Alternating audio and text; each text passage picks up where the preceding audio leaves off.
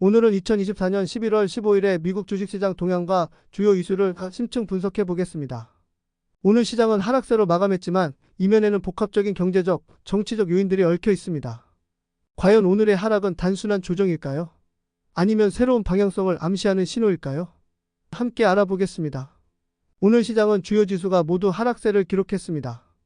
S&P 500 지수는 1.3% 하락하며 5,870.62로 마감했으며 다우존스는 0.7% 하락해 43,444.99로 마감했습니다. 나스닥은 2.2% 급락하며 18,680.1위를 기록했습니다. 특히 기술주의 하락폭이 두드러졌는데요. 금리 우려와 정책적 불확실성이 그 원인으로 지목됩니다. 주간으로 보면 S&P 500은 2.1%, 나스닥은 3.1% 하락했으며 소형주 중심의 러셀 2000은 4% 하락하며 상대적으로 큰 타격을 입었습니다. 연간 기준으로는 여전히 강세를 보이고 있습니다. S&P 500은 올해 23.1%, 나스닥은 24.4%, 다우존스는 15.3% 상승했습니다. 이 수치는 연준의 금리 동결과 경기 회복세 덕분에 달성된 결과로 평가됩니다. 하지만 시장은 최근 하락을 단순한 조정 이상으로 해석하려는 분위기입니다. 오늘 하락장에서 가장 주목받은 섹터는 백신 제조업체들이었습니다. 모더나는 7.8%, 화이자는 4.5% 하락했는데요. 이는 도널드 트럼프 대통령 당선인이 백신 반대 운동가로 알려진 로버트 F. 케네디 주니어를 보건복지부 장관으로 지명한 것이 주요 원인이었습니다.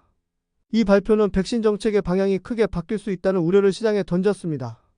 특히 정부의 백신 구매 축소 가능성이 부각되면서 관련 기업들이 직격탄을 맞았습니다. 반면 방위산업 섹터는 상승세를 보였습니다. 록히드 마틴은 2.5%, 노스럽 그루먼은 1.8% 상승했습니다.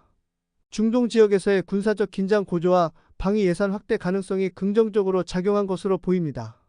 최근 이스라엘과 가자지구의 갈등 그리고 이란과 서방 국가 간의 대립이 장기화될 가능성이 높아지면서 방위산업 관련 종목들이 안전자산으로 주목받고 있습니다.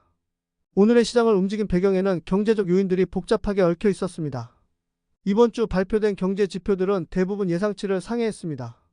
소비자 신뢰지수는 101.5의 예상치를 넘어서 103.1을 기록했고 10월 소매 판매는 2.3% 증가하며 경제 회복에 강한 신호를 보냈습니다. 하지만 이러한 강한 경제 지표는 연준이 금리를 더 오래 높은 수준으로 유지할 가능성을 높였습니다. 시장은 이를 부담스럽게 받아들였습니다. 투자자들 입장에서는 저금리 시대가 완전히 끝났음을 실감하게 되는 대목입니다. 연준의 입장 변화는 투자 심리에 큰 영향을 미쳤습니다.